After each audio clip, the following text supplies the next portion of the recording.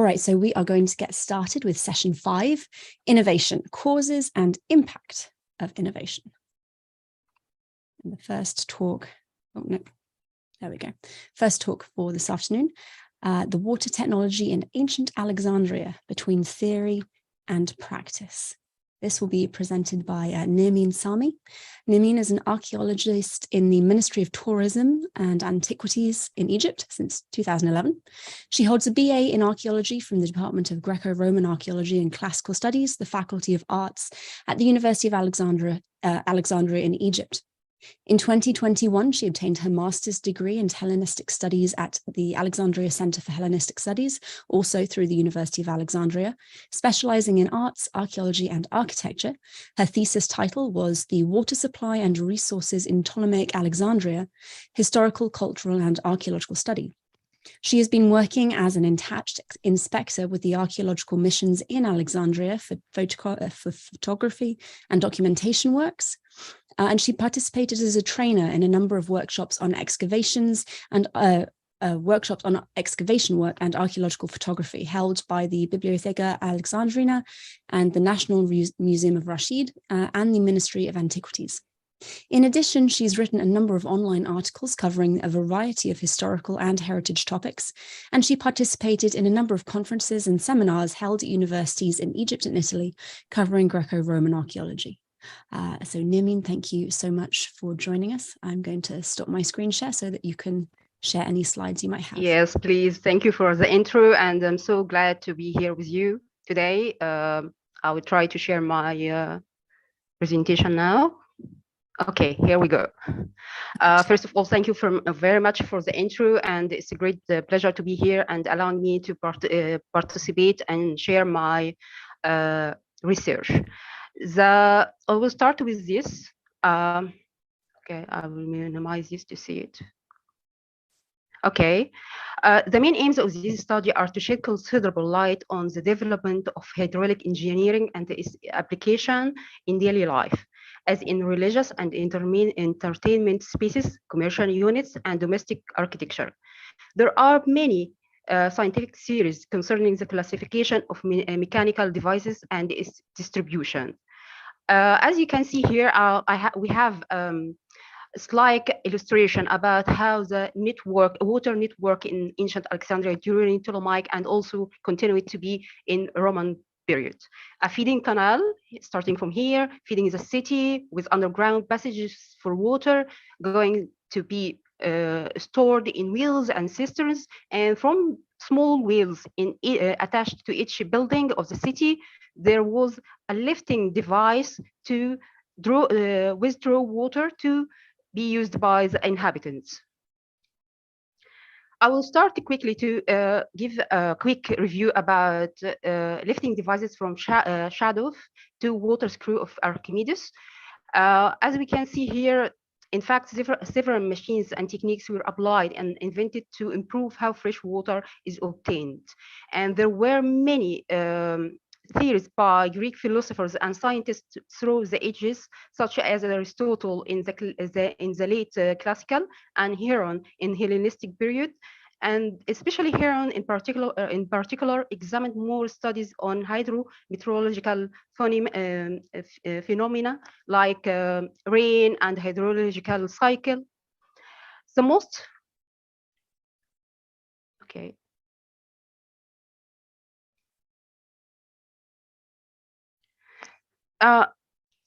the most lifting devices were Shadow. As you can see here, we have a very popular wall painting from Ipawi, watering his garden. It's in Deir el-Medina in Luxor. It's dating back to New Kingdom and using a shadow. The other drawing by a traveler in 1819, showing the shadoof was still in use in modern Egypt. The other lifting device would be water wheel, which was one of the water lifting devices for irrigation and domestic uses.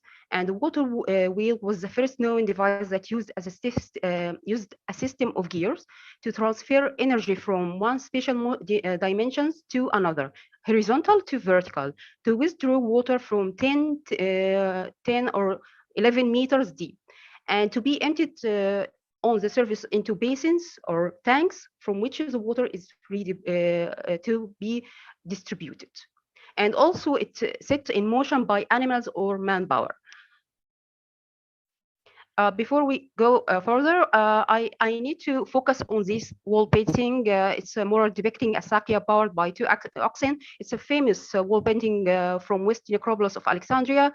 It's called Wardian Tomb, and it's reserved in Greek-Roman Museum. We will need to focus on this because the results and conclusion of this research count on it.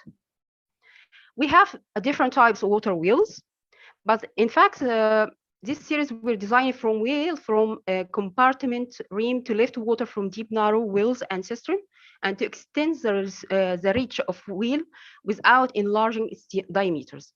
But there was a kind of problem. The buckets and chains were made of heavy and expensive materials like bronze and iron. Therefore, starting from the Roman time, made a considerable changes in these materials, which were replaced with less expensive wooden containers and fiber ropes. But also, a change happened at the end of 1st century BC to change the bronze packets into wooden ones, and after they changed the iron chains into ropes. Another change happened also by the early 4th century ED for economic reasons. Wooden packets have changed into pottery pots. We will go now to water, the famous water screw of Archimedes, and we have a different shape here, our pictures of how it was. This is the first one here from Vitruvius' description, and we have an example of it, House of Finander, a fresco in Pompeii, fresco of Egyptian water screw in operation, and the last one showing how it's still used in some areas in Egyptian countryside. Archimedes, who first documented one end of how it works, and the issue who invented this one, or it was invented in Alexandria or in other place. But we will see about that. We will go. Okay. It used for lifting the water from depths of 0.6 to 1.2 meters, and may discharge 1,600 liters per hour. It's of course faster than a Shadoof or Sakia. You can see in Egyptian country, as I said. The force pump.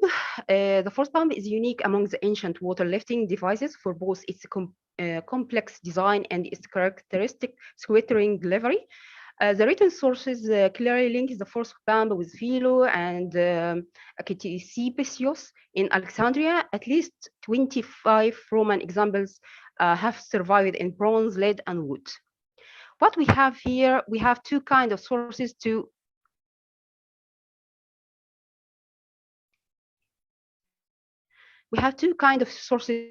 count on. There were inventions used in water technology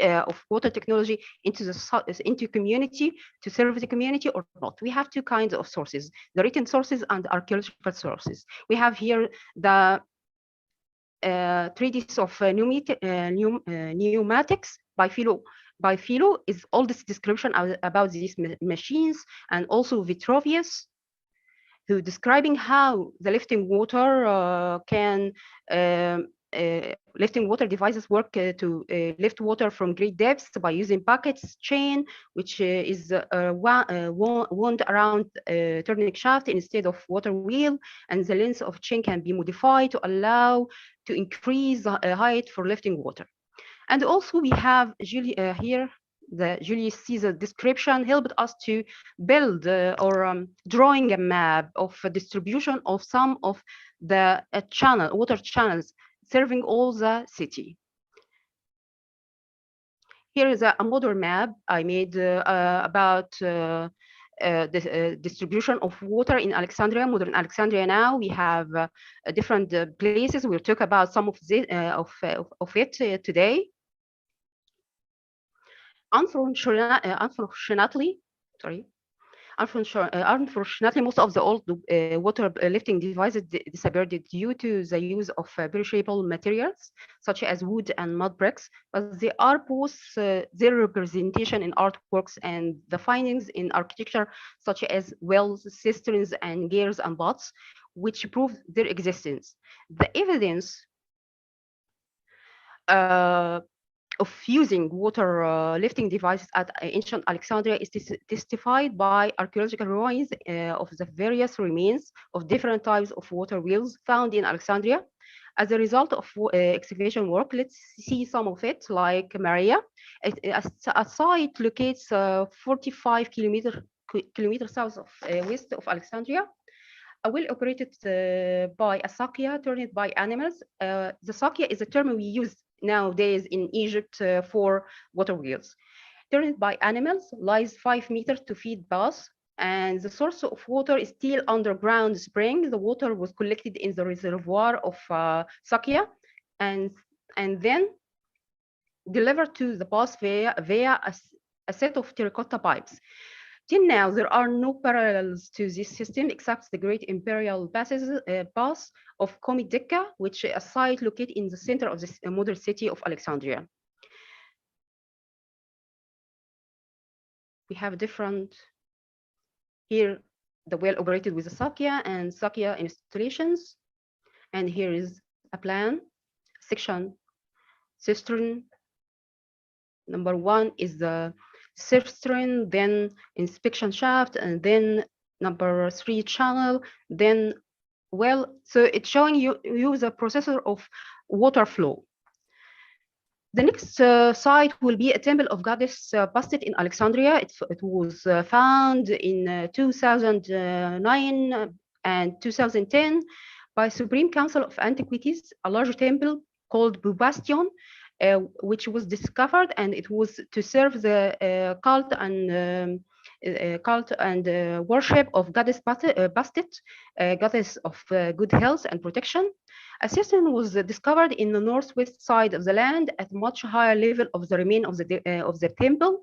It was noted. It was also noted a rectangular well closer to foundation of temple.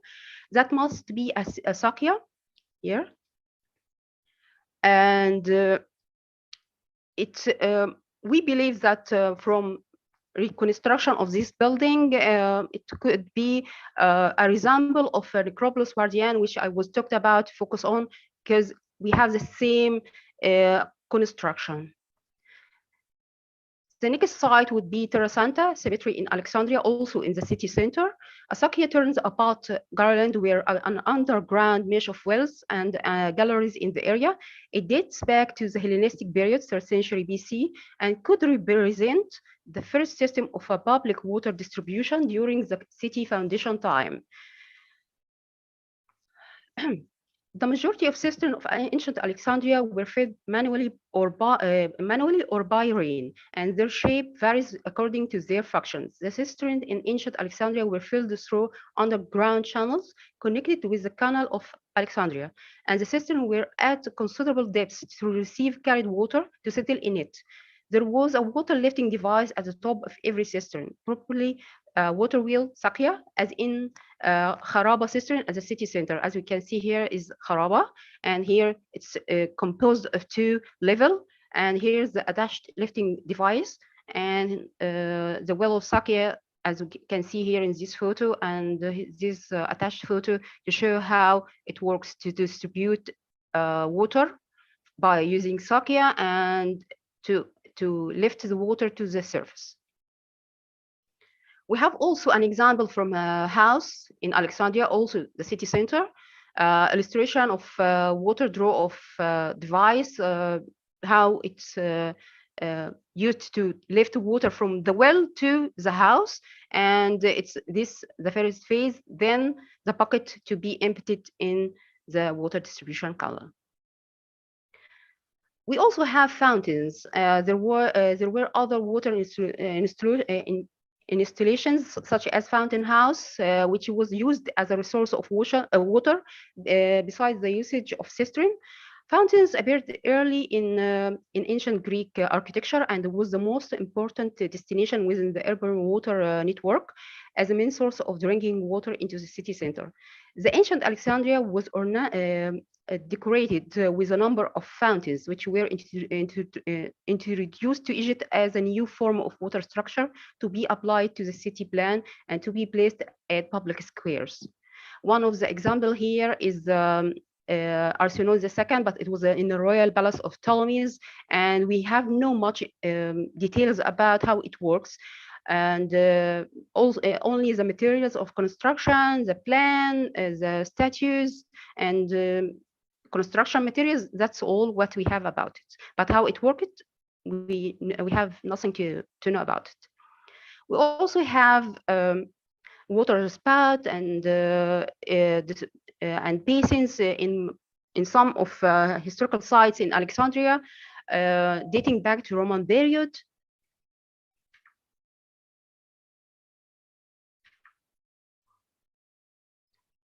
And we have water spouts. As we all know, the ancient Greeks already had a previous experience to pipe water to Fountain's house by means of one of the aqueducts. But the problem that in ancient Greece, or in Greece now, there were a lot of springs to provide water to these fountains. But in Alexandria, there were no springs at all.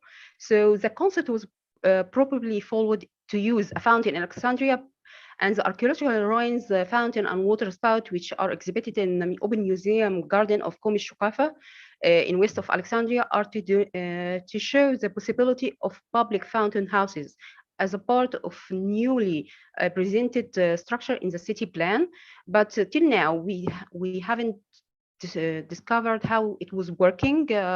But maybe using force pump to push water smoothly into this basin and through water spout. We will come to the conclusion. The scientific and technological achievement lead to either developed or refined in Alexandria. So it could be developed or refined in Alexandria as a screw of Archimedes and force pump as Vitruvius credit.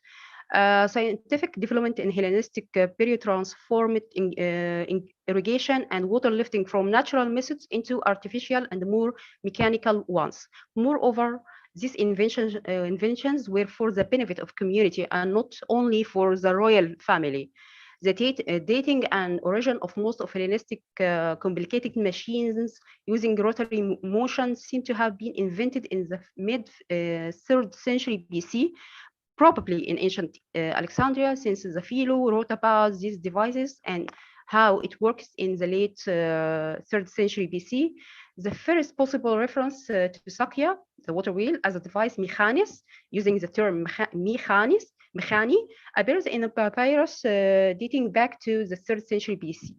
Using lifting machines becomes much more frequent in Roman times, and the first possible reference to the Sakia gear appears in 13th century, the year of 13 AD, from 2 papyrus, and another papyrus dating from 79 AD is considered to be the one of the oldest documents available to mention a Sakia gear, moving about Garland. In addition, the earliest papyrus to introduce and confirmed evidence of the existence of animal-powered machine is dating back to 113 AD from the city Arsinoe, which is located in Fayoum, now middle of Egypt. Thank you very much for your kind attention and greeting from Egypt. Nermine, thank you so much. That was very, very interesting and very, very informative. I was wondering, you showed pictures of domestic structures, houses having their own water sources. Was I'm this sorry, very... I can't hear you again. Oh, how's this? Is that better? Okay, I can hear you now. So you showed images of domestic structures of houses in Alexandria having their own water source. Was this very common, or was this something that was really only in the more elite houses?